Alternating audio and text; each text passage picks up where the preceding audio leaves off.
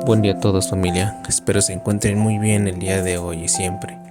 El día de hoy veremos el tema la culpa y el síndrome del complaciente. Debido a la falta de límites y respeto de las necesidades propias que a veces uno suele pasar por alto. Aclarando que el contenido de este video es meramente una opinión personal. En la psicología contemporánea, la intersección entre las dinámicas relacionales y el malestar emocional a menudo se manifiesta en patrones de conducta que se sacrifican en la individualidad en pos de la aceptación social. Uno de los fenómenos más prevalentes y menos diagnosticados clínicamente de manera formal, pero ampliamente reconocido en la práctica psicoterapéutica, es el denominado síndrome del complaciente. Este comportamiento no se reduce a una mera amabilidad o cortesía. Representa una estructura cognitiva y relacional rígida, donde el individuo supedita sistemáticamente sus propias necesidades, deseos, valores a las demandas de los demás. El motor invisible y el principal mecanismo de mantenimiento de este síndrome es la culpa. La culpa actúa tanto de causa como de consecuencia. Es el temor a experimentarla lo que le moviliza el complacer o acceder, y es su aparición inmediata ante cualquier intento de asertividad lo que perpetúa el ciclo de simulación conductual. El presente informe analiza en profundidad la naturaleza del síndrome del complaciente, el papel de culpa como eje vertebrador del problema y algunas raíces, sus consecuencias y las estrategias que a veces se llegan a abordar. Definición y características del síndrome del complaciente. El síndrome del complaciente se define como un patrón crónico de comportamiento en el que una persona se siente la necesidad compulsiva de agradar a los demás, evitar el conflicto a cualquier precio y obtener la aprobación externa para validar su propio valor, aunque no se encuentra catalogado como un trastorno psicopatológico específico en el Manual del Diagnóstico y Estadística de los Trastornos Mentales. Se halla estrechamente vinculado con rasgos de la personalidad dependiente, la ansiedad social y esquemas cognitivos desadaptativos tempranos. Características principales del complaciente: incapacidad para decir no. El individuo experimenta un bloqueo o un temor paralizante ante la idea de rechazar una petición, interpretando la negativa como acto de hostilidad o egoísmo.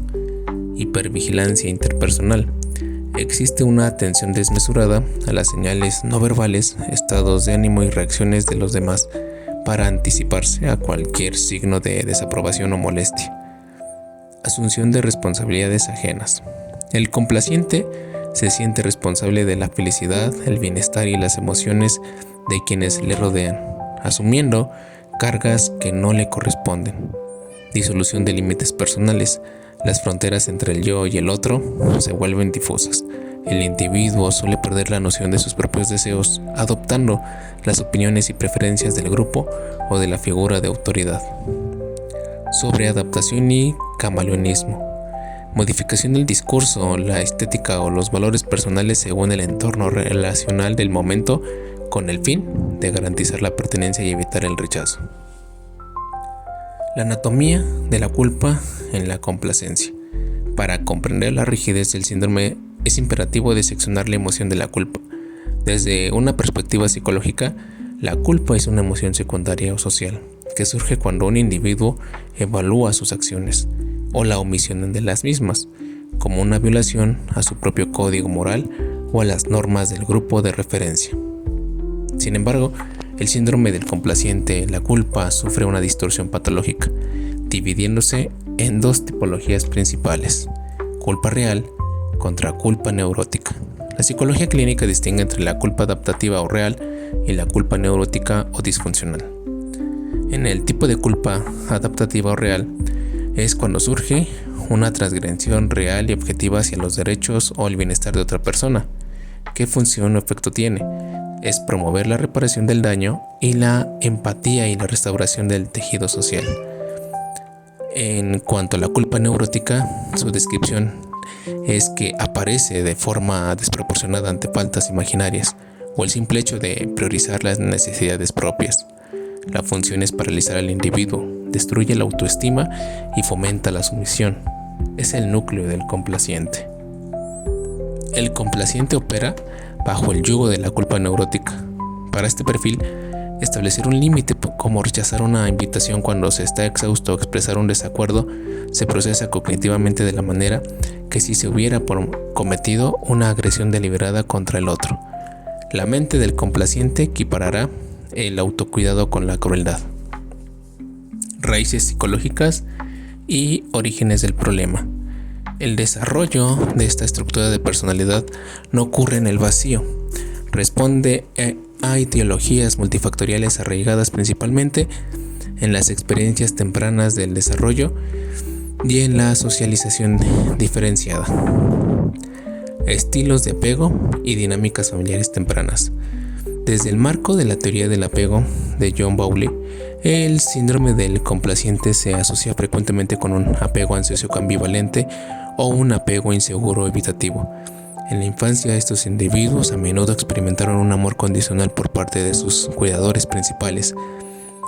Las directrices implícitas del hogar dictaban que el niño solo era digno del afecto, atención y validación si cumplía con las expectativas de los padres, se portaba perfectamente o no causaba problemas.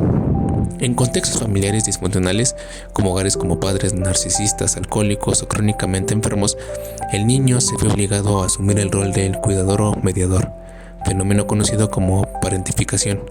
El infante aprende que sus propias necesidades emocionales son una molestia para los adultos y que su valor radica exclusivamente en su utilidad para calmar el entorno. Esquemas cognitivos desadaptativos.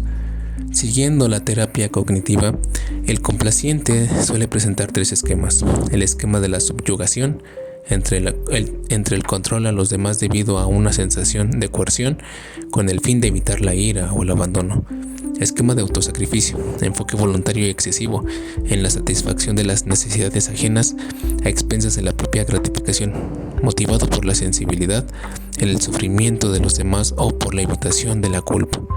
Esquema de búsqueda de aprobación y reconocimiento, énfasis exagerado en obtener la aprobación de los demás, donde el sentido del yo depende de las reacciones externas. En conclusión, el síndrome del complaciente y la culpa que lo sustenta constituyen una sutil pero devastadora prisión psicológica.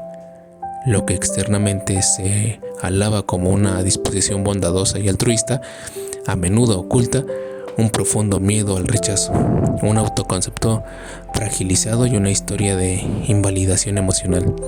La complacencia sistemática no es una virtud moral, es un mecanismo de defensa disfuncional que anula la autenticidad del sujeto. Muchas gracias por darte un tiempo para escuchar. Te recomiendo que sigas informándote, orientándote y no tomar nada de lo que lees o escuchas como absoluto o definitivo. Nos vemos en la siguiente. Sígueme y dime tú, ¿sueles complacer a los demás olvidando tus necesidades o límites?